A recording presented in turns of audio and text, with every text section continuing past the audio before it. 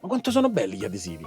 In questo video vi parlerò della bacheca per lo scambio degli sticker dei nostri laboratori. Nonostante io abbia riempito in modo inesorabile la cantina Frankwood, bisognava trovare un posto per una bacheca dove poter attaccare i vostri adesivi. E io l'ho trovato. Ta-da! Questa che vedete qui è la mia porta su cui applicherò tutti gli adesivi. Quindi se volete stare anche voi su questa bella bacheca un po' rudimentale, mo la andremo a modificare, a fare una cosa un po' più chiaruccia. Scrivetemi in scambio sui commenti, io vi scriverò in privato così potremmo scambiarci il nostro adesivo. Questo è il mio adesivo, la cantina Frankwood è tutto e arrivederci.